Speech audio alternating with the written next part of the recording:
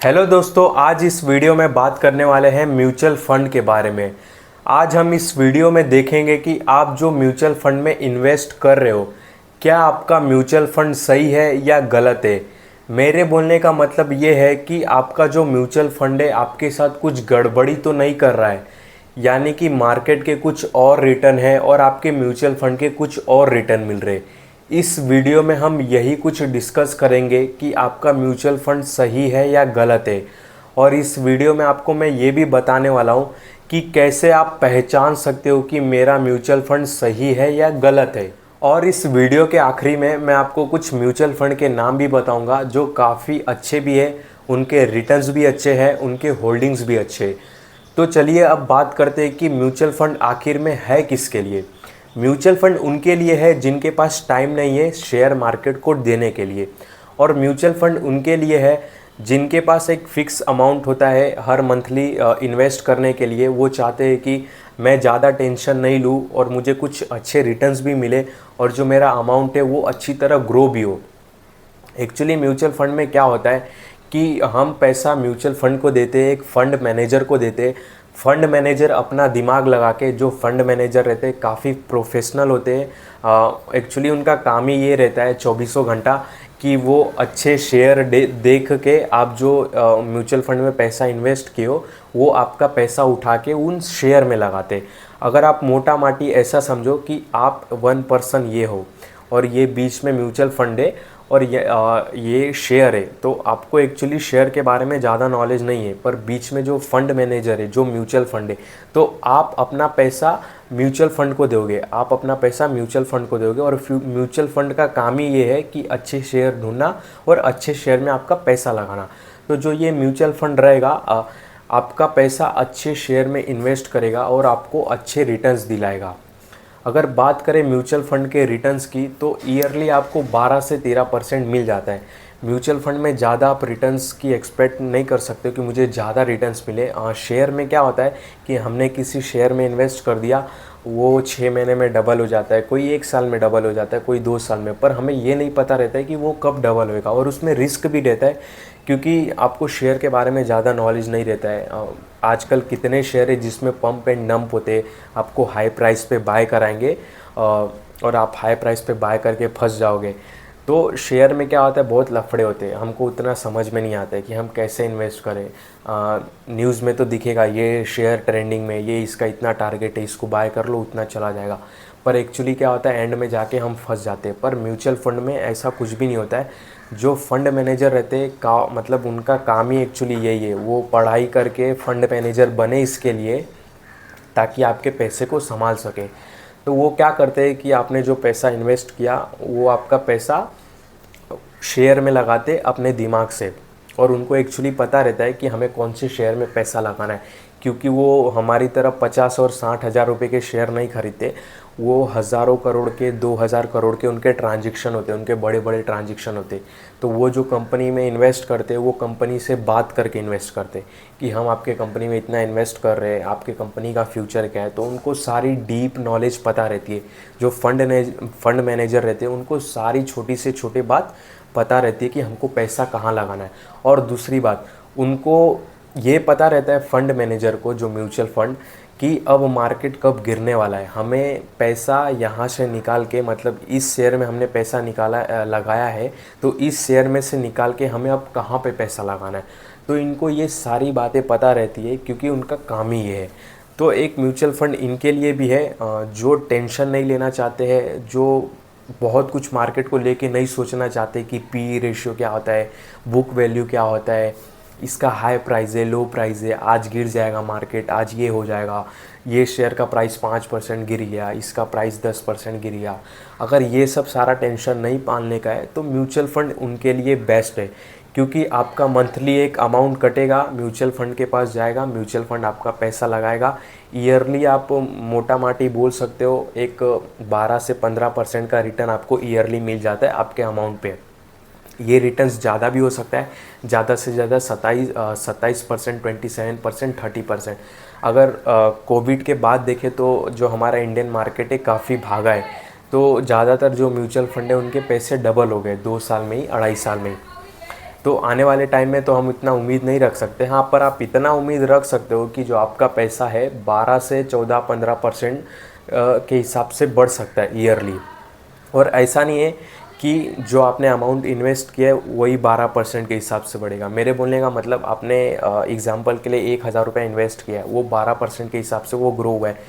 तो अगर 1,000 का 12% देखें तो समथिंग कुछ 1120 रुपया होता है।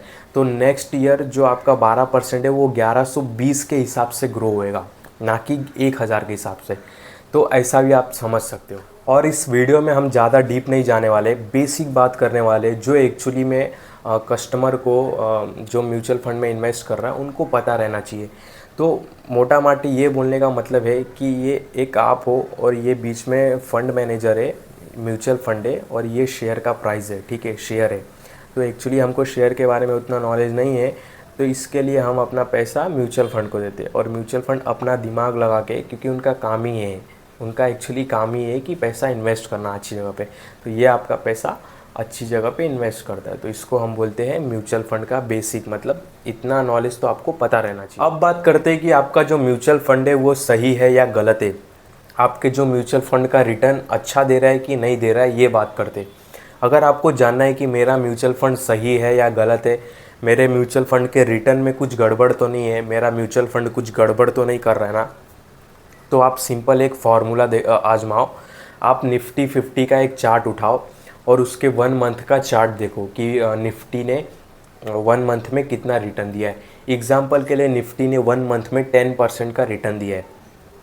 तो अब आप अपने म्यूचुअल फंड का चार्ट उठाओ और म्यूचुअल फंड के 1 मंथ का रिटर्न देखो। अगर म्यूचुअल फंड के 1 मंथ का रिटर्न निफ्टी के रिटर्न के जितना है, यानी कि 10% है, तो ठीक है। अगर 11-12% है तो और भी अच्छी बात है। अगर आपके म्यूचुअल फंड का 1 मंथ का रिटर्न निफ्टी के 1 मंथ के रिटर्न से कम है, यानी कि 8% है या 7% है या 9% है, तो आपको एक बार अपने म्यूचुअल फंड में झांक के देखना चाहिए। आपको अपने म्यूचुअल फंड की एक बार स्टडी करना चाहिए, उसके बारे में सोचना चाहिए। तो एक ये सिंपल सा फॉर्मूला है जानने का कि मेरा म्यूचुअल फंड सही काम कर रहा है कि नहीं। और अब बात करते हैं कि म्यूचुअल फंड में हमें एसआईपी करना चाहिए या लमसम एक ही बार हमें पैसा उठा के उसमें इन्वेस्ट कर देना चाहिए। ये जो बातें हैं आपको मतलब बताने से नहीं समझेगी, तो मैं आपको सीधे स्क्रीन पे लेके चलता हूँ। आपको मैं ये बताने की कोशिश करता हूँ कि लमसम में हमें इन्वेस्ट करना चाहिए कि हर मंथ हमें थोड़े थोड़े पैसे करके इन्वेस्ट करना चाहिए। और जो छोटी मोटी और बात रहती है म्यूचुअल फंड की बेसिक बात, वो भी आपको जाननी चाहिए, तो वो भी मैं आपको स्क्रीन पर बता दूँगा। अभी देख सकते हो मैंने निफ्टी का चार्ट ओपन किया है और मैं इसमें आपको समझाने की कोशिश करूंगा और आपको एक्चुअली पूरा समझ में आ जाएगा। इसमें आपको पूरा क्लियर हो जाएगा कि आपको लमसम में पैसा इन्वेस्ट करना चाहिए या हर महीने एसआईपी करना चाहिए। अब मान लीजिए कि ये देखिए कि ये यहाँ पे आपने इन्वेस्ट किया। एग्ज़ाम्पल के लिए ये देखिए 19-20 अक्टूबर दिख रहा है आपको।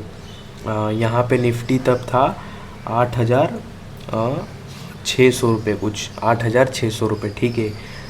यहाँ पे जो पहला सर्कल देख रहे हो ना, यहाँ पे आपने इन्वेस्ट किया, जो फर्स्ट सर्कल दिख रहा है, ठीक है।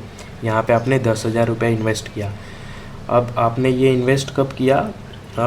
19-20 अक्टूबर को, ठीक है। अब ये निफ्टी ने इधर टाइम पास करते करते करते देख रहे हो कैसे ऊपर नीचे, तो ये जो आपका 10,000 है ना, ये जो 10,000 अमाउंट ये वाला, तो ये भी ऐसे टाइम पास करते करते करते, समझ रहे हो ना, तो ये पैसा भी आपका ऐसे टाइम पास होएगा क्योंकि आपने लमसम में अमाउंट इन्वेस्ट कर दिया है। तो ये आपका पैसा जो यहाँ पे टाइम पास करते करते देख रहे हो, नवंबर आ गया। नवंबर तक आपका पैसा 10,000 ही रहा। इवन आपका यहाँ पे पैसा कम भी हो गया रहेगा, ठीक है। तो आपने इन्वेस्ट किया अक्टूबर में 10,000 और ये पैसा आपका पूरा इकट्ठा टाइम पास करते करते ये उल्टा इवन यहाँ पे आपका जून में पैसा कम भी हो गया। और यहाँ पे नवंबर दिसंबर आते आते आपका पैसा देख रहे हो, ये 10,000 का 10,000 है। समझ रहे हो ना, ये लाइन मैंने ड्रॉ किया है कि आपको इजी समझ में आए। तो यहाँ पे 10,000 आपने लमसम पे इन्वेस्ट किया और ये पैसा पूरा आपका ये एक सेकेंड, ये 10,000 पहले ऊपर गया, फिर नीचे गया, फिर नीचे, ऐसे टाइम पास करके ये वापस 10,000 पे ही आ गया। तो मतलब आपका 3-4 महीना में आपका पैसा उल्टा कम हो गया और उतने का उतना ही हो गया आके वापस दिसंबर में। तो ये लमसम में एक घाटा रहता है, इसके लिए लमसम में हमको इन्वेस्ट नहीं करना चाहिए। अब बात करते हैं कि एसआईपी का। तो एसआईपी में क्या होता है कि मान लीजिए कि आपने एग्ज़ाम्पल के लिए 10,000 हर महीने इन्वेस्ट कर लो, ठीक है। तो जब निफ्टी इधर है जहाँ पे ये 10,000 है, उसको देखना, निफ्टी जब इधर है तो यहाँ पे भी आप इन्वेस्ट कर रहे हो, ठीक है। अब यहाँ पे निफ्टी आया तो भी आपका महीने में एसआईपी कटा। अब हर नेक्स्ट मंथ में निफ्टी ऊपर है तो भी आपका पैसा कटा। जब निफ्टी नीचे भी है तो भी आपका पैसा एसआईपी में कटा। मतलब आपका हर महीने जब पैसा कटता है ना तो कभी ऊपर कटता है कभी नीचे कटता है। मतलब जब मार्केट नीचे रहता है तो भी आपका एसआईपी में पैसा कटता है। सपोज़ यहाँ पे आपका पैसा कटेगा और यहाँ पे तो प्राइस एवरेज हो जाता है आपका, ठीक है। प्राइस कम हो जाता है, आपकी बाइंग प्राइस जो रहती है ना वो कम हो जाती है। तो इसके लिए हमेशा एसआईपी में करना चाहिए। अब बात करते हैं म्यूचुअल फ़ंड के और कुछ बेसिक चीज़ों के बारे में। म्यूचुअल फ़ंड में आपको बहुत सारे ऑप्शन मिलते हैं, जैसे कि देख सकते हो मैंने ये म्यूचुअल फ़ंड का पूरा लिस्ट खोल के रखा है कि कौन कौन से म्यूचुअल फ़ंड है। सपोज़ आपको अपना पैसा स्मॉल कैप फंड में लगाना है, यानी कि आप चाहते हो कि मैं जो पैसा म्यूचुअल फ़ंड को दे रहा हूँ, म्यूचुअल फ़ंड मेरा वो पैसा स्मॉल कैप कंपनी में लगाए, छोटी कंपनी में लगाए, क्योंकि उसमें रिटर्न्स ज़्यादा मिलते हैं। तो ये देख सकते हो क्वांट स्मॉल कैप फंड, ठीक है। तो ये जो स्मॉल कैप फंड लिखा है तो इसमें आपका पैसा है जो स्मॉल कैप में लगेगा, ठीक है।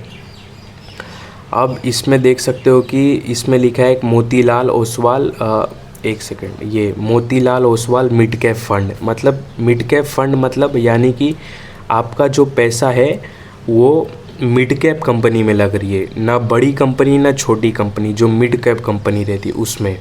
इसमें एक म्यूचुअल फंड देख सकते हो SBI PSU direct plan growth. मतलब ये जो म्यूचुअल फंड है PSU डायरेक्ट, ये आपका पैसा सरकारी कंपनी में लगाएगी। जो गवर्नमेंट के स्टॉक रहते ना, railway, state bank of India, NTPC, coal India, RAC, Hindustan copper, Hindustan aeronautic, ये देख सकते हो ये डिफेंस का वो है स्टॉक। तो आपका पैसा इसमें लगता है। तो इसमें आपको समझ में आता है कि मेरा पैसा कौन सी कंपनी में लग रहा है। अब देख सकते हैं कि इसमें लिखा है HDFC डिफेंस फंड, यानी कि अगर इसमें आप SIP करते हो इस म्यूचुअल फंड में, तो ये म्यूचुअल फंड आपका पैसा इसमें लगाएगा, डिफेंस में लगाएगा। देख सकते हो जैसे कि यहाँ पे Hindustan aeronautic, Bharat electronic, Astra micro.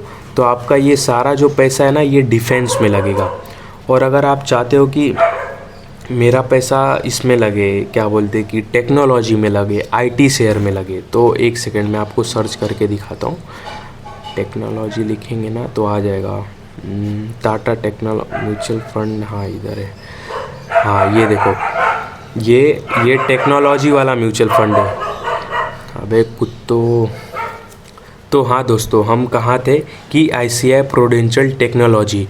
अगर आप टेक्नोलॉजी वाला म्यूचुअल फंड सिलेक्ट करते हो, आप इसमें SIP करते हो, तो आपका पैसा टेक्नोलॉजी सेक्टर में लगेगा। एग्जांपल के लिए देख सकते हो आपका पैसा इन्फोसिस में लगेगा, होल्डिंग में देखो, TCS में लगेगा, आपका पैसा SCL टेक में लगेगा, LTI माइंडट्री में लगेगा। तो आपका पैसा अगर आप टेक्नोलॉजी वाला सेक्टर चॉइस करते हो, म्यूचुअल फंड लेते हो, तो आपका पैसा जो है म्यूचुअल फंड टेक्नोलॉजी सेक्टर में लगाता है। और बहुत लोग कंफ्यूज हो जाते हैं कि ये होल्डिंग क्या है। होल्डिंग मतलब मैं आपको बताता हूँ, पूरा क्लियर हो जाएगा। एक सेकंड में ऑल खोल दूँ एक बार। हाँ, ये जो होल्डिंग है ना म्यूचुअल फंड का, ये जो म्यूचुअल फंड है ICICI prudential technology direct plan, इसके जो होल्डिंग है 61 होल्डिंग दिख रहा है ना, यानी कि इस म्यूचुअल फंड ने 61 शेयर में इन्वेस्ट किया है लोगों का पैसा, ठीक है। फ़ंड का साइज़ भी देख सकते हो कि 11,751 करोड़ का फ़ंड का साइज़ है। मतलब इतने लोगों ने इन्वेस्ट किया है। इसमें देख सकते हो कि मिनिमम SIP अमाउंट भी दिखा रहा है 100 रुपया, ठीक है। तो मान लीजिए एग्जांपल के लिए आपने इसमें 100 रुपये की SIP की, 100 रुपये इन्वेस्ट किया इस म्यूचुअल फंड में, तो उस 100 रुपये में से 22 रुपया ये म्यूचुअल फंड इन्फोसिस में इन्वेस्ट करेगा, ठीक है। उस आपके 100 रुपये में से ये म्यूचुअल फंड 13 रुपया, ये जो 13% दिख रहे हो ना, 13 रुपया TCS में इन्वेस्ट करेगा। और उस 100 रुपये में से ये म्यूचुअल फंड आपका 9 रुपया भारती एयरटेल में लगाएगा। उस आपके 100 रुपये इन्वेस्ट किए जो आप करोगे उसमें से 6 रुपया ये SCL टेक में लगाएगा। वैसे ही देख सकते हो आपका 2 रुपया विप्रो में लगेगा, 2% दिख रहा है ना, 2 रुपया विप्रो में। तो ऐसा आप इसको समझ सकते हो, ऐसा आपको इजी पड़ता है समझने के लिए कि आप 100 रुपया अगर इन्वेस्ट करते हो तो मेरा पैसा कहाँ कहाँ इन्वेस्ट होता है, तो इसमें आप देख सकते हो। और भी हम कुछ म्यूचुअल फ़ंड के बेसिक चीज़ देख लेते हैं। ये म्यूचुअल फ़ंड में आ गया, ये ऑल म्यूचुअल फ़ंड। एग्ज़ाम्पल के लिए हम चलते हैं, इसमें देखते हैं, ये पहला ही लेते हैं, कॉइंट का लेते हैं, स्मॉल कैप फंड। इसमें आप देख सकते हो, मैं आपको एकदम मतलब ईज़िली समझा देता हूँ। इसमें देख सकते हो कि इस म्यूचुअल फंड का 1 मंथ का रिटर्न इतना है, 6 मंथ का 30%, 1 ईयर का 67%, 3 ईयर का 35%। इसकी NAV चल रही है 287। मिनिमम SIP अमाउंट इसमें आपको 1000 रुपये से करना पड़ेगा। इसकी रेटिंग 4 है। फ़ंड का साइज़ देख सकते हो कि 21,242 करोड़ का है। इसमें आपको देखने के लिए मिलेगा रिटर्न कैलकुलेटर, ये मंथली SIP है। अगर इसमें आप ये 2000 पर मंथ आप इन्वेस्ट करते हो तो 1 ईयर में आपको 23% तक का रिटर्न मिल सकता है, इसमें दिखा रहा है। पर एक्चुअली ये इतना नहीं होता है, ये जो लास्ट टाइम ये जो रिटर्न दिया रहता है ना, उसके बेस पे ये दिखाता है, ठीक है। तो आप 12-15% पकड़ना, 23% पकड़ के मत चलना। ये हो गया रिटर्न कैलकुलेटर। होल्डिंग तो आपको मैंने बता दिया कि कंपनी जिस कंपनी में पैसा लगाती है म्यूचुअल फंड वो दिखा रहा है। ये होल्डिंग यानी कि 95 शेयर, यानी कि ये जो म्यूचुअल फंड है 95 कंपनी में पैसा लगा रही है। अगर आप उसमें 100 रुपये इन्वेस्ट कर रहे हो तो 100 रुपये में से 9 रुपये रिलायंस में लगाएगी, 5 रुपया जियो में लगाएगी, 3 रुपया IRB इंफ्रास्ट्रक्चर में लगाएगी। तो आपको क्लियर हो जाता है इसमें होल्डिंग देख के कि ये म्यूचुअल फंड मेरा पैसा कहाँ लगा रही है। अब रिटर्न रैंकिंग की बात करें तो इसमें रिटर्न रैंकिंग देख सकते हो कि 1 ईयर में फ़ंड ने कितना रिटर्न दिया है, 3 ईयर में कितना दिया है। सिमिलर फंड में आप देख सकते हो कि इसमें आपको अदर ऑप्शन भी मिलते हैं कि आप टाटा स्मॉल कैप का भी फंड है, ICI का भी स्मॉल कैप फंड है, एक्सेस का भी स्मॉल कैप फंड है। अगर आपका टाटा नहीं, ICI एक्सेस में आपका बैंक अकाउंट है तो जाके आप बैंक में भी उनके म्यूचुअल फंड में इन्वेस्ट कर सकते हो। एक्सपेंस रेशियो और एग्जिट लोड पे आते, तो इस पे देख सकते हो कि इस पे लिखा है tax return are taxes at 15%। मतलब आपने अगर 1 साल के अंदर अपना म्यूचुअल फंड बेच दिया, ठीक है, आपने उस पर मान लीजिए कि आपने 10,000 रुपये की SIP की या 10,000 रुपये तक आपने इन्वेस्ट कर दिया था और उस पर आप तकरीबन 1,000 रुपया गेन करते हो, यानी कि आप अर्निंग करते हो, ठीक है। 10,000 पे आप 1,000 रुपये की अर्निंग करते हो, मतलब आपका रिटर्न्स मिलता है उतना। तो अगर 1 साल के अंदर आपने ऐसा अपना म्यूचुअल फंड सेल कर दिया तो आपको 15% का टैक्स लगता है, यानी कि आपने जो 1,000 रुपये कमाए हैं उसमें से तकरीबन आपको 150 रुपया टैक्स भरना पड़ेगा अगर 1 साल के अंदर सेल करते हो। अगर आप after 1 year you are required to pay, अगर आप 1 साल के बाद उस म्यूचुअल फंड को सेल करते हो और आपने जो गेन किया है, मतलब जो अर्निंग किया है, जो आपके रिटर्न्स मिले, अगर 1 लाख के ऊपर होते हैं, अगर 1 लाख के ऊपर होते हैं तो आपको 10% टैक्स देना पड़ेगा। अगर 1 लाख के ऊपर होंगे तो, अगर 1 लाख के ऊपर नहीं होंगे तो आपको टैक्स नहीं देना पड़ेगा। तो ये ऐसा टैक्स है। इसमें फ़ंड मैनेजमेंट भी देख सकते हो कि ये जो म्यूचुअल फ़ंड है इतना बड़ा, इतने हज़ारों करोड़ का, इधर दिख रहा है ना 21,242 करोड़, तो इसको मैनेज कौन करता है? तो इसमें फ़ंड मैनेजमेंट में आप देख सकते हो कि संजीव शर्मा है, वसव सहगल है, अंकित पांडे है। तो आप इनकी डिटेल भी देख सकते हो कि ये इन्होंने एजुकेशन क्या किया है, इनके एक्सपीरियंस क्या है। इसमें देख सकते हो कि इसे एक 17 साल का एक्सपीरियंस है टोटल वर्क का। तो इनके भी आप डिटेल देख सकते हो कि इसने देखो BCom एंड CFA किया है, एजुकेशन इसकी डिटेल। तो इससे भी हमको थोड़ा क्लियर होता है जो फंड मैनेजर है काफ़ी पढ़े लिखे हैं और उनको एक्सपीरियंस भी है। और इसमें देख सकते हो कि फंड हाउस इन्वेस्टमेंट ऑब्जेक्टिव, इसमें देखने को मिलेगा कि ये जो म्यूचुअल फंड है उसकी रैंकिंग क्या है इंडिया में 34। स्क्रीन पर आपको कुछ म्यूचुअल फंड के नाम दिखते रहेंगे। ये म्यूचुअल फंड एक्चुअली उनके लिए है जो अभी बिगनर है, नए हैं, उनको म्यूचुअल फंड में इन्वेस्ट करना है और उनको सेफ इन्वेस्टमेंट चाहिए कि मेरा पैसा डूबे ना, उसके लिए ये म्यूचुअल फंड है। और दूसरा उनके लिए ये म्यूचुअल फंड है जो लेडीज़ है, फीमेल है, ज़्यादा टेंशन पालना नहीं चाहती है, उनको अच्छे रिटर्न्स चाहिए, सेफ इन्वेस्टमेंट चाहिए, ज़्यादा टेंशन नहीं लेना है, बस मुझे हर मंथ 2000 3000 500 रुपये इसमें इन्वेस्ट कर सकूं, ऐसा म्यूचुअल फंड चाहिए। तो ये म्यूचुअल फंड एक्चुअली उनके लिए। तो ये था म्यूचुअल फंड के ऊपर वीडियो। मैंने जो जो म्यूचुअल फंड के इसमें नाम बताए, ज़रूरी नहीं है कि आप उसमें ही इन्वेस्ट करो, ये मेरा एक पर्सनल व्यू है, मैंने बताया। तो ऐसा नहीं कि मैंने जो म्यूचुअल फंड का नाम बताया आप जाके डायरेक्ट उसमें इन्वेस्ट कर दो। आप उसके ऊपर स्टडी करो, अपना भी दिमाग लगाओ और थोड़ा इंटरनेट पे उसके बारे में जानो, और ये भी देखो कि वो म्यूचुअल फंड कैसा है।